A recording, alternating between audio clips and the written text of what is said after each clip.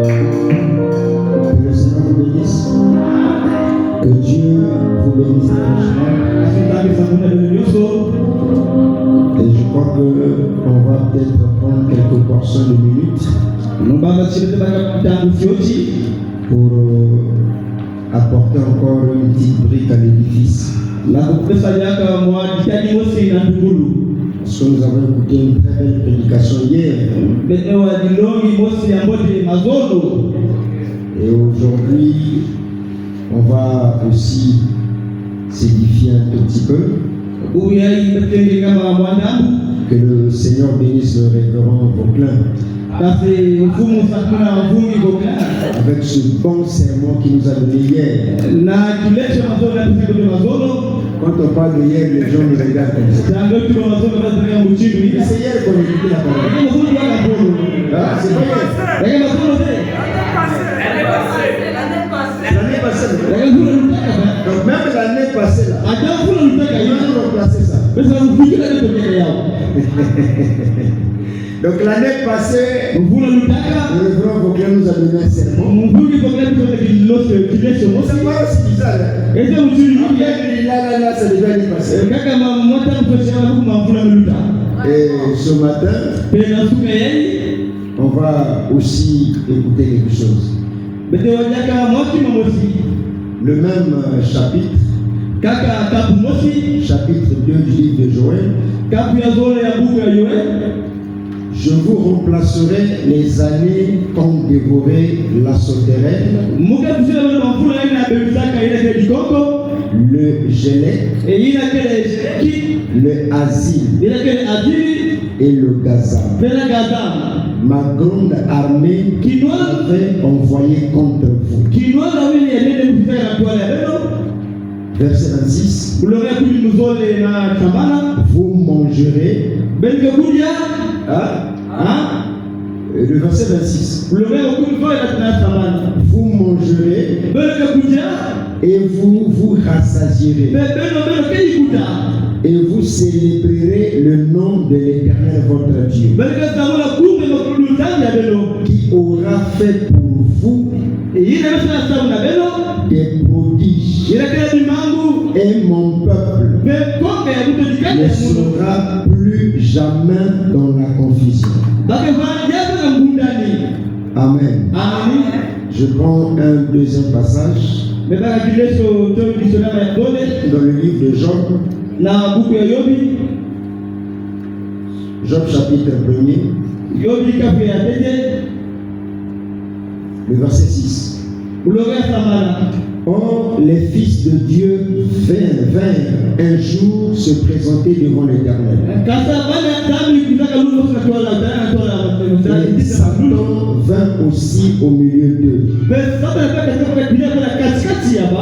L'Éternel dit à Satan, d'où viens-tu? Et Satan répondit à l'Éternel, de parcourir la terre et de m'y promener. L'Éternel dit à Satan, as-tu remarqué mon serviteur Job? Il n'y a personne comme lui sur la terre.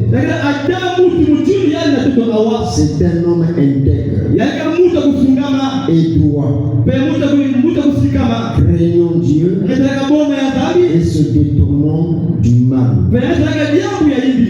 Et Satan répondit à l'Éternel, est-ce une manière désintéressée que Job craint Dieu? Ne l'as-tu pas protégé, lui, sa maison et tout ce qui est à lui? Tu as béni l'œuvre de ses mains et ses troupeaux couvrent le pays. Main étend ta main, touche à tout ce qui lui appartient, et je suis sûr qu'il te maudira en face. L'Éternel dit à Satan, voici, tout ce qui lui appartient.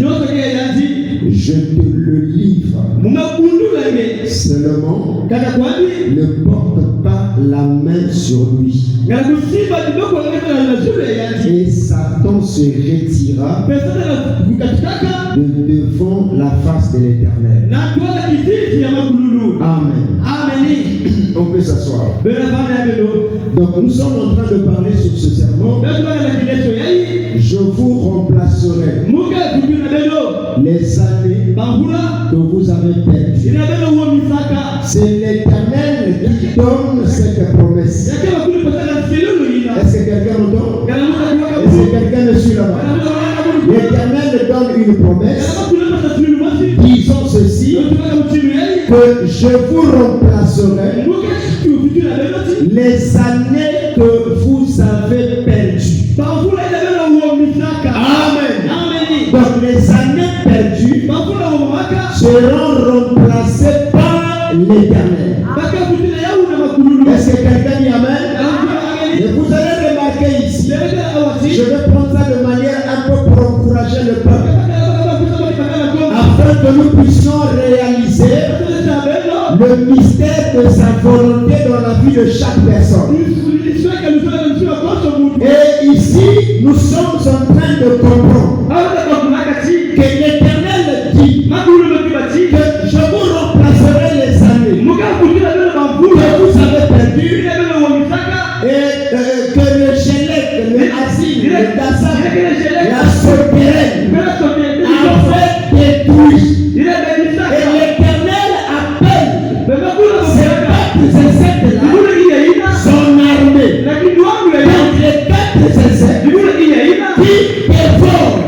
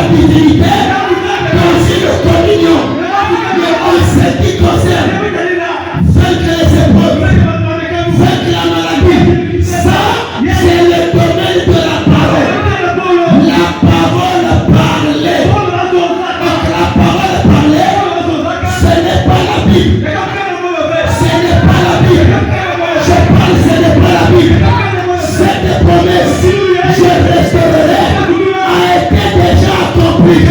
Parce que cela devrait s'accomplir avec un frère Branham. Mais ce matin, il y a une autre promesse qui te sera donnée, qui te concerne toi. Est-ce que j'entends la main? Frère Branham dit, 800 ans avant la naissance de Jésus, il y a un prophète qu'on appelait Esaïe. Sous l'inspiration, il a dit, un enfant nous est né, un fils nous est donné, on l'appellera Emmanuel. Écoute-moi bien, depuis le jour que le prophète avait donné la promesse jusqu'au temps de Marie, il n'y avait aucune femme qui avait la foi pour croire dans cette écriture. 800 ans, une seule femme était apparue, qu'on appelait Marie. La foi de Marie consistait à croire dans une chose qui ne s'était jamais opérée auparavant.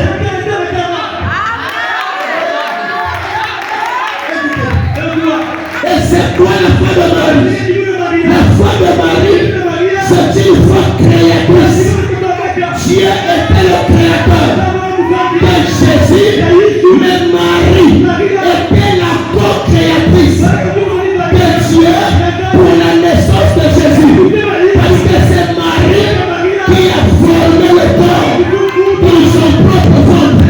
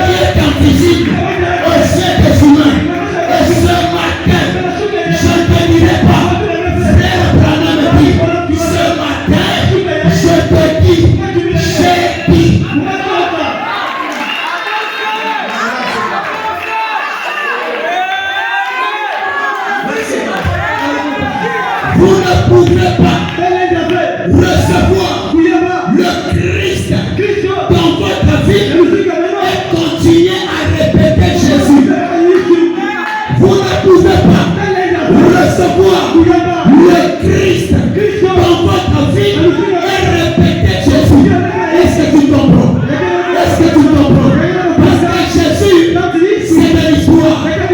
Mais Christ, il est le tout en tout. C'est lui qui est en toi ce soir. Parce que Jésus n'était qu'une forme. Maintenant écoutez, Marie est carrée. Elle s'est assise. Caïphe a pris le boulot. Une vierge concevra un enfant nous est né. L'enfant est né. Le fils n'était pas né. Le fils ne peut pas naître. C'est l'enfant qui naît. Parce que l'enfant, c'est le corps du fils. Amen. Alléluia. Marie était là. Elle a écouté. Elle s'est levée. Elle a dit cette prophétie. Elle est la mienne.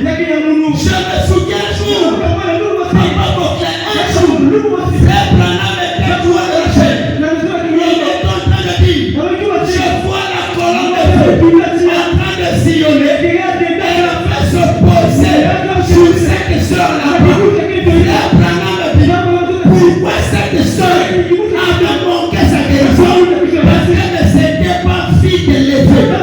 Donc je comprends par là le mystère de Amen. C'est ce qui met la création. Parce que la création vient au physique par le ministère de Amen. Voilà pourquoi, si je dis ce matin, je vois la nuée sur toi.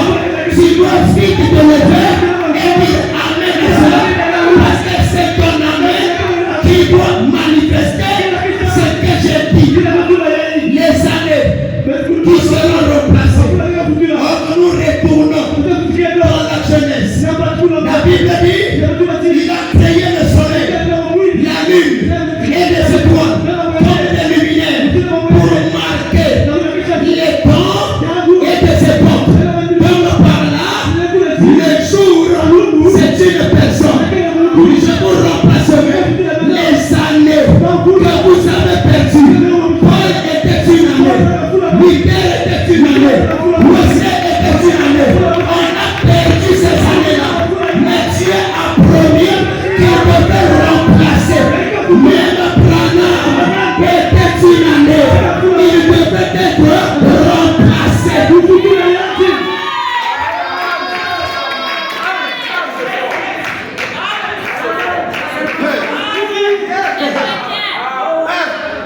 Parce que quand on parle de ces choses, on a comme l'impression de mettre Branham autant de messagers. C'était une année. Amen. Mais Dieu promet qu'il devrait remplacer les années que vous avez perdues. Donc ces années-là ne peuvent être remplacées par des fils à parole. Voilà la citation que le pasteur a lue. Une nouvelle église était en train de naître. Mais cette église ne commence pas par l'évangélisation. Parce que l'évangélisation, c'est une histoire à passer. Cette nouvelle église commence. C'est dangereux. Cette église, elle est dans les rues. Elle est dans les bars. Sa repentance ne demande pas de respecter les trois étapes de la foi. Elle n'est pas venue ici ce soir. Elle est assise ici. Elle écoute la parole. Dès que quelque chose dans son cœur la convainc que ceci est la vérité, c'est fini. Il vient de naître dans le 5e royaume. Voilà pourquoi vous allez comprendre une chose. Quand Dieu quand les années sont remplacées, j'ai aimé le verset 26. J'ai aimé le verset 26. Vous mangerez, vous vous rassasierez. Il n'y aura pas de bénédiction.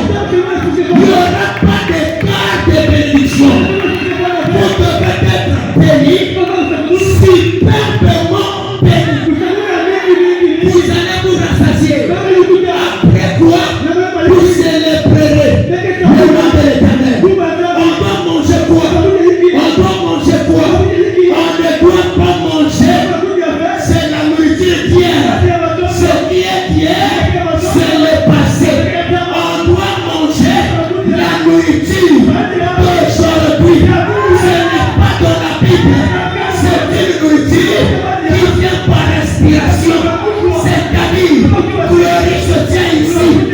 C'est le Créateur du ciel et de la terre qui se tient là en train de créer quelque chose dans ta vie. Parce que la création, c'est par la parole. Écoutez, frère. Et mon peuple ne sera plus jamais dans la confusion. Il est venu. Confusion. Il rentrait. Il finissait. Il repartait. Confusion. On est potentiellement en effet. Confusion. Mais la promesse est dit que le peuple ne sera plus jamais dans la confusion. C'est qu'il est dire le peuple aura une vision précise sur la parole. Il n'aura pas le tâtonnement. Vous savez, la chose qui vous guérit n'est pas en dehors de vous. Elle est en vous. Au fait, vous êtes vous-même. C'est lui qui doit déclencher la guérison. Dieu, il n'est pas un Dieu de l'histoire. Une femme voulait tester ça. La tante de Jérémie. Son enfant était malade. Elle a prié toute la nuit. L'Éternel a promis de l'envoyer Élie. Et elle était bien consciente que c'est Dieu qui l'avait parlé. Votre foi est plus que capable d'attirer le pasteur Fauclet chez vous.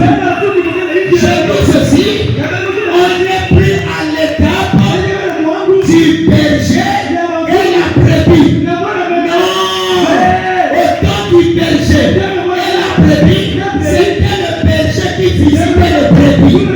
Mais cet âge est passé. Pendant que nous parlons, c'est la foi de la brebis qui doit attirer l'homme de Dieu. Élie a eu un premier réveil. Les corbeaux lui amenaient du pain. Il voulait s'habituer à ça. Dieu a arrêté ça. Il lui a dit, va dans le corps de Kéris. Arrivé là-bas, le réveil s'était terminé. Alors Élie était troublé. Élie croyait que c'était la fin. Mais tout le pays, il n'y avait pas le pain. Parce qu'il n'y avait pas la bouche. Mais il y avait une femme quelque part au coin de la terre. Cette femme était la seule à avoir la parole. C'est cette parole qui attira Élie.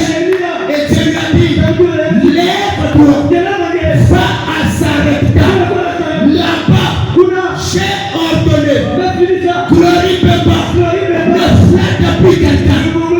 Parce que le réveil de la fête de Sarepta, c'est Dieu qui ordonne. Dieu va susciter des gens qui vont soutenir la vision sans que ce soit nous qui les supplions. Parce que Dieu dit à Élie, lève-toi, va à Sarepta. Là-bas, j'ai ordonné. C'était bizarre.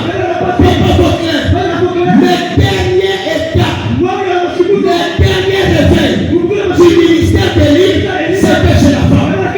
Après la femme, on a pu vu Élie là où il était parti. Oh, je peux bénir le Seigneur.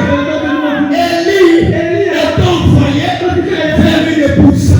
Cette épouse qui était prête, elle avait déjà perdu son mari. Mais son enfant était prêt à mourir. Son enfant était prêt à mourir. Dieu devait remplacer son mari à la place de son enfant. C'est-à-dire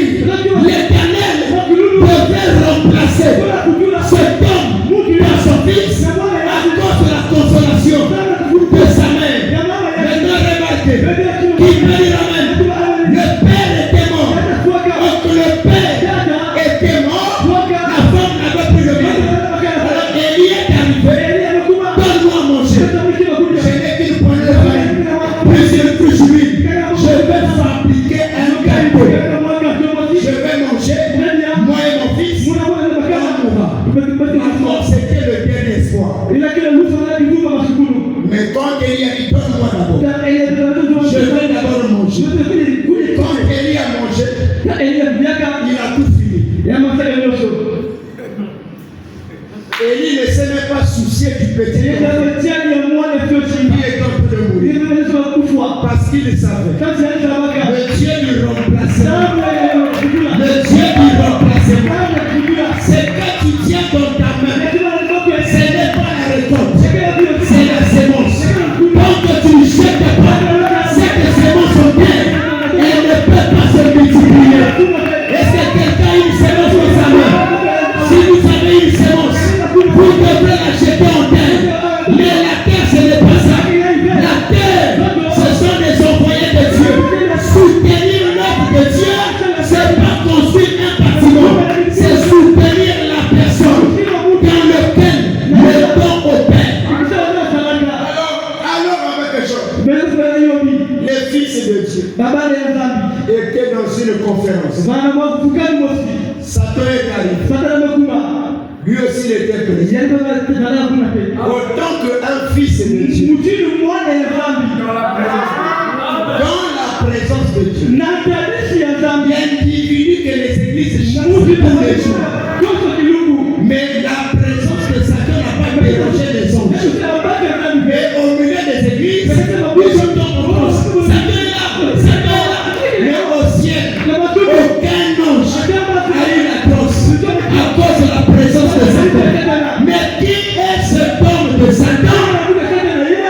Quel mystère se cache derrière ce homme de Satan? Satan transporta Jésus sur une montagne plus élevée. Est-ce qu'il a mis sur le dos? Est-ce qu'il a mis sur le dos? Sur les épaules? Le Satan qui transporta Jésus était en Jésus. C'est son côté humain. Alléluia. C'est parce que le combat se passe à l'intérieur.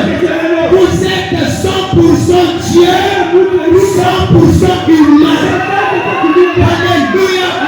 Quelqu'un donne la main. Dieu dit à Satan. Tu étais où? On ne peut pas dire à quelqu'un tu étais où si on n'a pas constaté l'absence de sa présence. Amen. Parce que pour dire tu étais où, pour constater l'absence de sa présence. Il a jeté sur la terre. Ça c'est un mystère. C'est un mystère. C'était quelle terre? Se balader. J'étais sur la terre. Pour me balader. Tu n'as pas dit Job. Si je l'ai vu, c'est un bon monsieur. Mais si tu peux arracher, si tu peux enlever tout ce que tu lui as donné, je parie qu'il va te maudire en face. On va maintenant découvrir c'est quoi la terre. Là où Job se baladait. Gardez bien le monde. Gardez le monde. Si tu prends tout ce que tu as donné, il va te maudire en face. Mais quand je vois, il avait dit à Job, maudit ton Dieu et meurt. C'était sa femme qui lui avait dit, maudit ton Dieu et meurt. Comment la femme de Job a répété le même mot que Satan avait dit dans la présence de Dieu? Ça veut dire la terre sur laquelle Satan se baladait, c'était la femme de Job.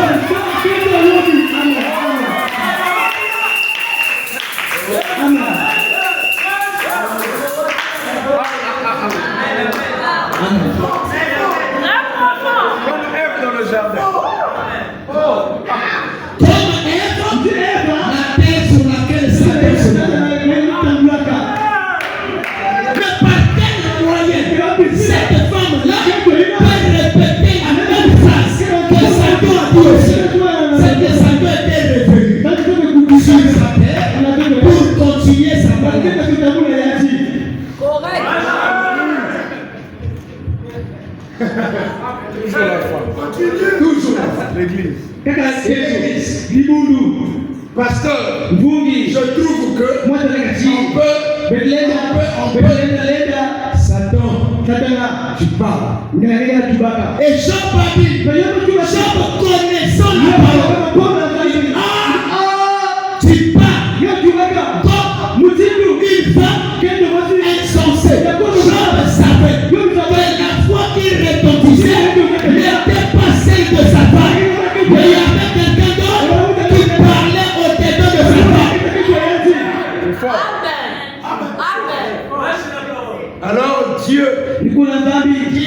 Satan. Mtu anapatana. Tue tout. Kufonyoso. Or qu'en Occident, si tu veux devenir pauvre, marie-toi avec une blanche. C'est elle qui va provoquer le divorce. C'est la destruction de l'homme. Le Satan qui a détruit, c'est la femme. Qui a détruit l'Église catholique? C'est elle qui a détruit. Il a tout tué. Dieu devait remplacer à Job tout ce qu'il avait perdu. Le problème est que tant que tu vis, ne perds jamais courage. Je parle à quelqu'un sur moi. Si tu as déjà touché 2 millions et que tu as perdu les 2 millions, l'argent là doit revenir. Parce que la vie sur la terre, c'est un cercle vicieux qui ne fait que tourner. Ce que tu as perdu reviendra vers toi. Écoutez une citation. Une citation de Abraham. Moi je l'appelle Abraham. Un monsieur qui nous a laissé le dépôt. Il est voulu passer se reposer.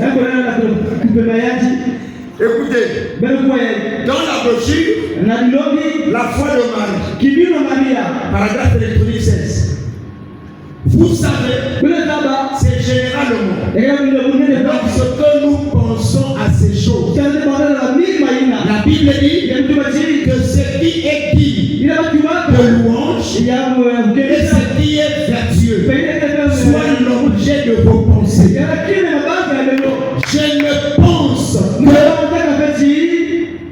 Je pense que la raison pour laquelle nous ne voyons plus cela, c'est parce que nos pensées se portent sur beaucoup d'autres choses. Tu peux voir les anges, ils peuvent te visiter. Je vous dis que c'est réel. Le monde surnaturel est réel. C'est un monde réel. Le surnaturel est vrai. Mais le problème, c'est nos pensées. Vers quoi nos pensées sont-elles dirigées? Si nos pensées sont dirigées sur les soucis, on va multiplier les soucis. Parce que la pensée a en elle la puissance créatrice. Qu'elles soient positives ou négatives, elle crée un résultat. Amen. Écoutez, frère. Oh là là. Il dit, c'est parce que nos pensées se portent sur beaucoup de choses. Je pense que les anges nous apparaîtraient encore si seulement nous fixons nos pensées sur eux. Les anges ne sont pas loin. Mais le problème, c'est d'aligner les pensées tel que Dieu l'a dit. Alors le révérend proclame à l'une très belle citation. Il nous a dit que Dieu nous rencontre sous ses promesses. Est-ce que c'est la vérité? Combien de vous le croyez ici? Que Dieu nous rencontre sous ses promesses. Est-ce que c'est la vérité? Maintenant le problème, tu dois aligner tes pensées sur les promesses de Dieu. Tu dois prendre ces promesses, te l'approprier, faire de ça ta promesse à toi. Si Dieu a dit, il n'y aura pas de femme stérile. Fais de cette promesse ta promesse à toi. Correct. Le problème c'est là. Vous savez, les mamans qui partent chez Kaba, ces mamans-là ne sont pas enseignées. Quand elles arrivent devant la statuette de ma Marie, elles alignent leurs pensées sur cette statuette et elles pensent à l'enseignement du prêtre sur Marie.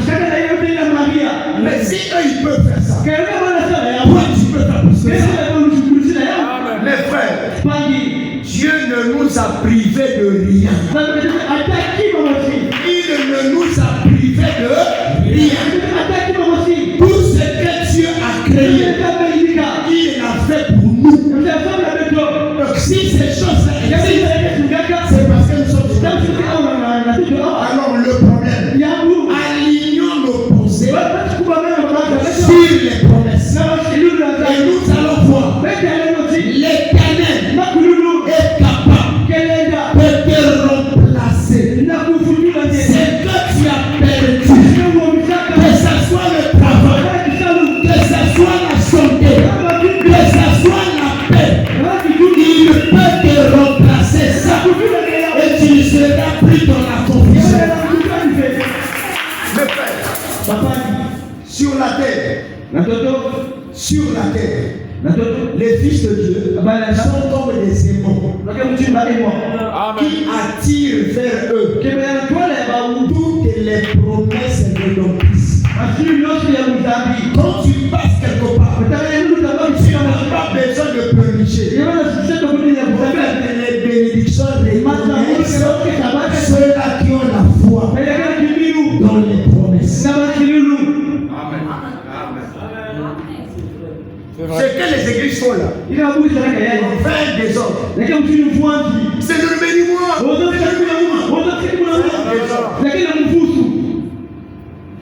Regardez.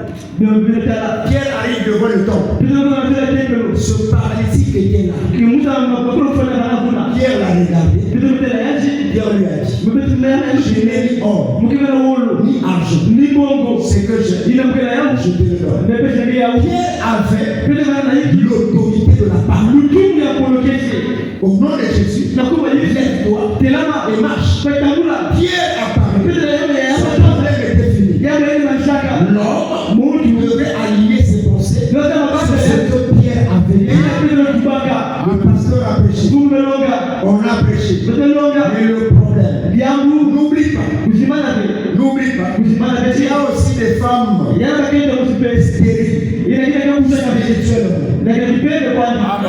Amen. Tu déposes la sémence. Il n'y a pas de fécondation. Souvenez-vous de ce qui j'étais dans cette course le long du chemin. Il y a eu 4 types de terre. Et elles ont tous reçu la sémence, mais il n'y a pas eu la production. Que Dieu est ici. Ce 1er janvier 2026. Tu es là. Tu as écouté le pasteur. Il a lu. Je vous remplacerai. Quand tu vas sortir, le grand problème, c'est d'aligner tes pensées le long de l'année sur ce que tu as écouté. Janvier, Dieu m'a dit, il va me remplacer les années. Février, Dieu m'a dit, il me remplacera les années. Mars, il te faut confesser ça tout le long de ton chemin. Quand vous confessez ça, alors ces choses-là finissent par se matérialiser. Vous croyez de votre cœur, vous confessez par votre bouche, et cela se matérialise. Vous savez, je vais vous donner un témoignage. La semaine passée, c'était un mardi. J'étais à l'église, dans mon bureau. Je vois une personne arriver, frapper à ma porte. J'ai ouvert le rideau, je l'ai regardé, je le connais même. J'ouvre la porte, il est rentré. Il dit bonjour pasteur. Il dit bonjour. Donc je suis venu te voir. Quel problème? Je suis un petit bandit.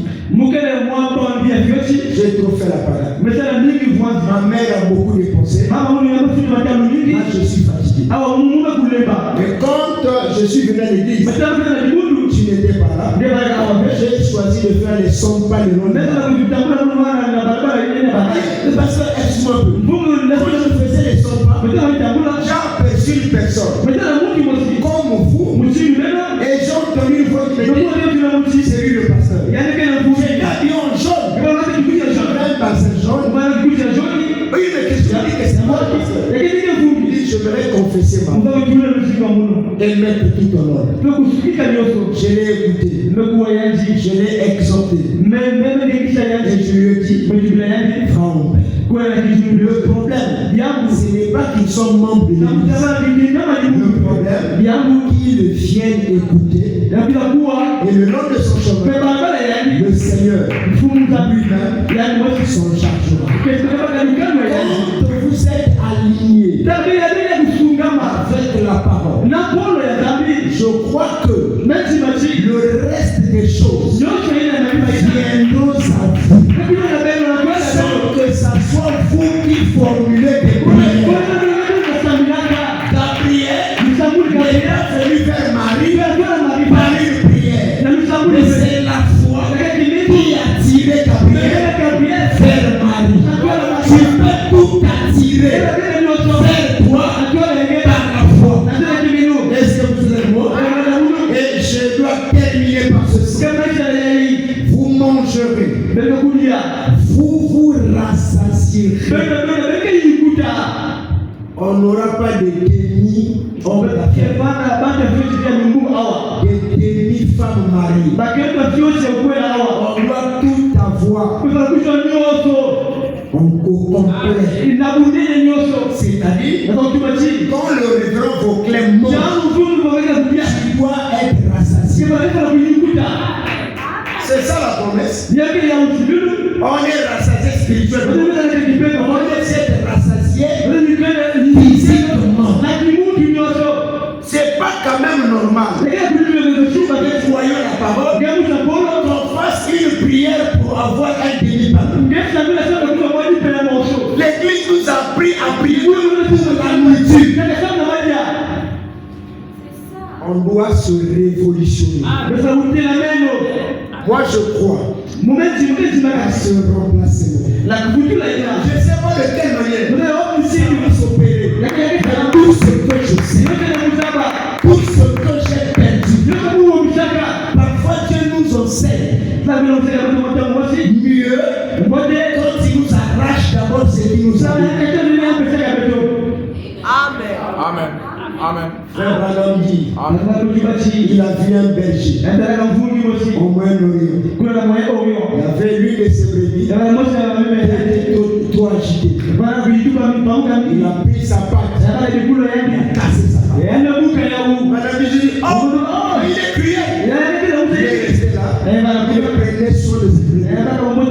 Et c'était pour que la brebis sache apprécier l'amour de son berger. Alors cesse de pleurer.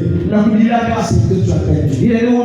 C'était Dieu lui-même. Il avait envoyé des démons pour te tourmenter et pour t'arracher tout. Amen. On a vu le faire. Dieu le fait goûter la bénédiction. Le fait disparaître. Dieu sait comment il va le rattraper. Dieu sait comment rattraper. Et il y aura une sécheresse. Nous avons ici que cette là c'était l'armée de l'Éternel. Donc tout ce qui nous arrive, c'est l'Éternel qui en a l'auteur. Yes, sir. Alors mes frères et sœurs, ce matin, moi je crois de tout mon cœur, nous sommes cette église. Donc la citation là, nous devons s'enraciner, tenir bon dans le mauvais jour. Les mauvais jours viendront. Les épreuves vont nous frapper. Mais le problème, tenons bon. Donc ces épreuves, le jour viendra où l'Éternel consolera chacun de nous. Il a dit dans sa parole, la détresse ne paraîtra pas deux fois. Et mon peuple ne sera plus jamais dans la confusion. Alors, Avant que nous puissions dire un mot, je ne sais pas si toi tu es et que tu veux te tenir là où tu es, afin que nous puissions aussi dire un mot à toi. Chacun connaît qu'est-ce qu'il a perdu. Que je me tiens là, je suis bien conscient de ce que j'ai perdu. Et si je suis conscient de ce que j'ai perdu, alors je cours au remplacement de Dieu. Et je crois que tout ce qui nous arrive, c'est la volonté de Dieu. Et c'est pour nous enseigner quelque chose d'autre. La maturité vient après les nombreux échecs. La vraie sagesse vient après les nombreuses erreurs. Tu ne peux pas avoir la vraie sagesse sans passer par les erreurs.